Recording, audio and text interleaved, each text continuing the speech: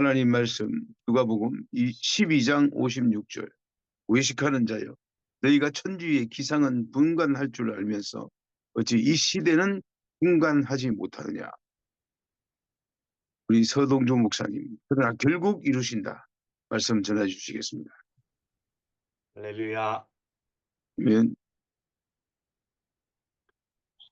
저는 중학교 2학년 그리고 3학년 때 바둑에 재미를 붙이고 푹 빠졌던 적이 있었습니다. 신기한 것은 제가 직접 바둑을 둘 때는 잘 보이지 않던 것이 이상하게도 다른 사람이 바둑 두는 것을 보면 그 수가 잘 보여가지고 훈수를 두다가 아주 혼이 난 적이 있었습니다. 그 혼이 난 트라우마가 있어서 지금도 다른 사람의 약점이나 허점이 보일 때 저도 모르게 다른 사람의 눈치를 살필 때가 있습니다. 미국과 중국에서 살아보면서 여러 가지 그 풍랑을 경험하다 보니까 어떤 사건이나 뉴스를 접하게 되면 그 현상이나 사건 밑에 흐르는 거짓과 진실이 보일 때가 참 많습니다. 그것도 이제 6학년이 되니까 조금 더 철이 조금 드는 것 같고 조금 더 잘 보이는 것 같습니다. 오늘 예수님께서 날씨만 분별하지 말고 이 시대를 분별하라고 책망하고 계십니다. 정치, 경제, 사회, 문화는 물론 영적인 면까지 이 혼란하고 불확실한 상황 속에서 어떻게 믿음으로 살아야 할지 함께 고민하라는 말씀입니다. 우리는 엄청난 지식이 난무하는 이 시대를 살아가지만 정확하게 분별하는 지혜가 필요한 그런 세상을 살아가고 있습니다. 일기예보를 보면은 종종 실수를 할 때도 있지만 옛날에 비하면 무서울 정도로 정확하게 날씨를 알려주기 때문에 준비만 잘하면 홍수라든지 한파라든지 이런 악천후를 어느 정도 극복할 수 있을 때가 많습니다. 근데 오늘 우리 주님께서 일기예보만 하지 말고 그런 것에만 관심을 갖지 말고 이 세상의 흐름과 하나님의 뜻을 잘 분별하라고 촉구하고 계십니다. 대한민국은 지금 정치적 혼란과 갈등의 소용돌이 가운데 헤매는 것 같지만 이를 통해 하나님께서 우리에게 말씀하시는 사인을 보고 영적인 메시지를 들을 수만 있다면 변함없이 하나님과 동행하며 살아갈 수 있을 줄로 믿습니다. 요즘 우리는 정치, 경제, 사회적 어려움을 피부로 느끼고 있습니다. 특별히 윤 대통령의 그 계엄령 선포 이후에 잠을 설치시는 분들이 있을 정도로 불안하고 염려와 근심이 가득한 분위기가 되어가고 있는 것 같습니다. 우리는 이 군부 세력에 의해서 쿠데타로 정부가 뒤집어진 그런 경험이 있기 때문에 계엄령하면은 총과 탱크, 군합발의 그 피해망상이 남아 있어서 공포와 불안, 두려움을 우리가 쉽게 느끼고 있습니다. 그러나 우리 대한민국의 헌법을 제정할 때 모방해온 미국에서는 심각한 국내 불안, 대규모 재난, 자연재해, 전염병 등의 극심한 사회적 붕괴로 이 정부가 제대로 작동하지 못할 경우나 외부의 침공, 전쟁, 그리고 헌정상 위기 때에는 대통령은 말할 것도 없고 주 정부의 주지사도 사용할 수 있는 권한이 계엄령이라는 사실을 잊어서는 안 됩니다. 근본의 대통령으로서 나라의 안보를 위해 선포한 계엄령은 당연히 사용해야 할 대통령의 고유의 권한입니다. 그런데 이 아멘. 대한민국이 혼란스러운 것은 스스로 만들어 놓은 프레임에 갇혀 있거나 언론 매체들의 선동에 의해서 가스라이팅을 당했기 때문에 서로 다른 해석과 결론을 내렸기 때문입니다. 후화 내동이라는 말이 있습니다. 근거도 없이 만들어내는 가짜 뉴스에 쉽게 따라간다는 거죠. 게다가 자기가 옳다고 믿는 그 생각을 밀어붙이는 고집불통이 겹쳐서 마침내 국민들이 지금 두 갈래로 갈라져서 대립각을 세우고 있습니다. 앞이 캄캄하고 길이 안 보이는 것 같지만 곧 환한 세상을 보게 될 날이 머지않았습니다. 대한민국의 이 난국을 근본적으로 극복할 수 있는 길은 마스터 키와 같은 것은 부정선거의 청산입니다. 이것은 계엄령과 같은 혁명이 아니고서는 지금 이 한국의 입법부, 사법부, 행정부 이 시스템상에는 다른 방법이 없습니다.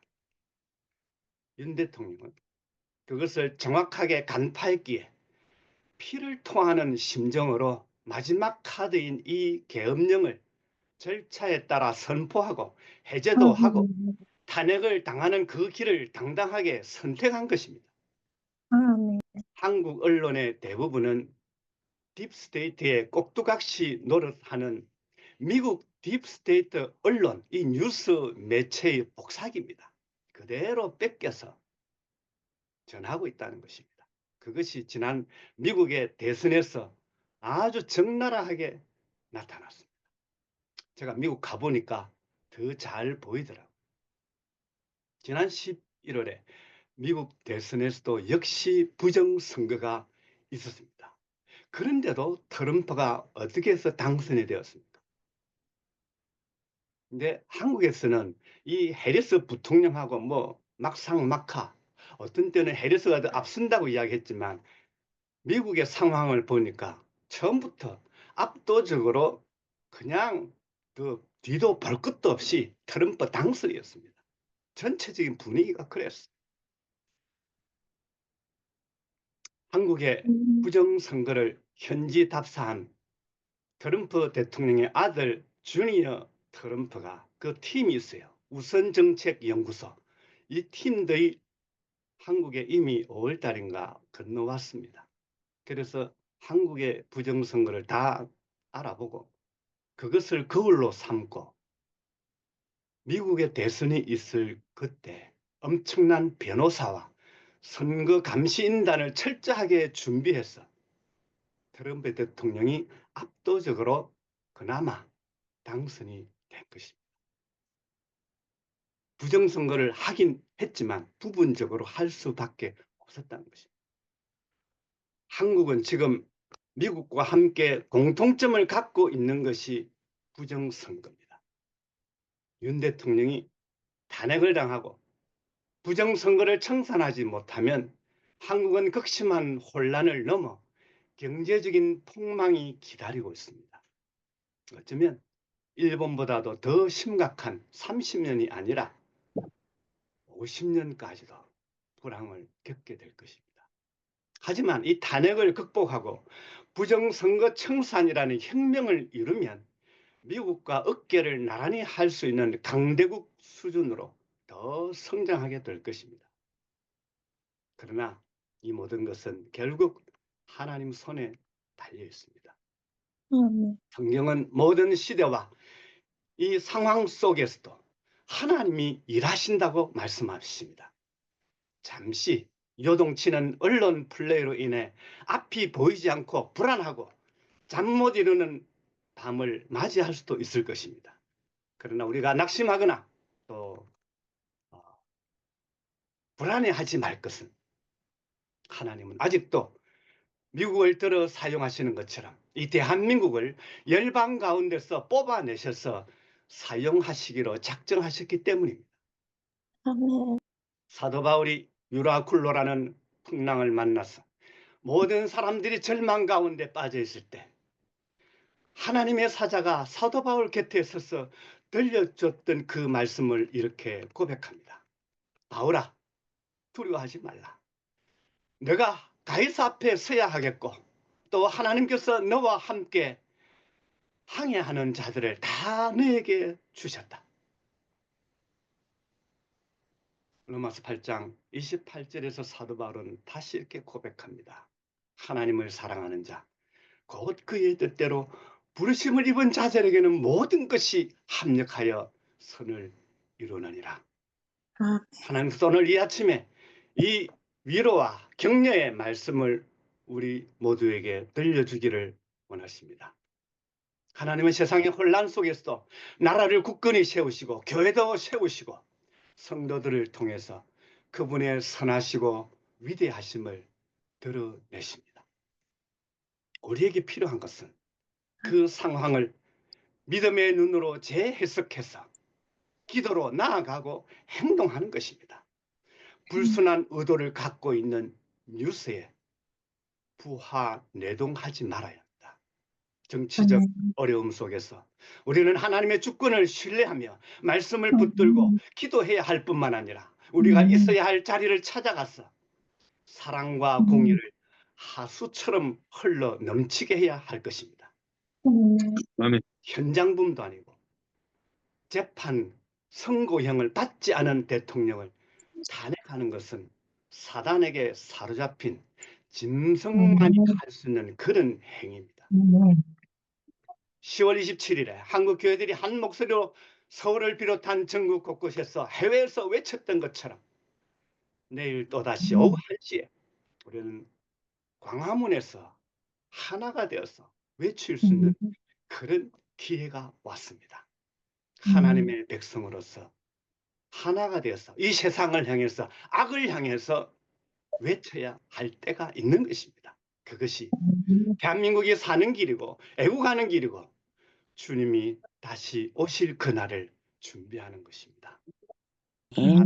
하나님의 백성으로서 귀한 일에 쓰임받는 기도의 용사, 그 믿음을 행동으로 옮길 수 있는 저와 여러분 되시기를 주님의 이름으로 축복합니다.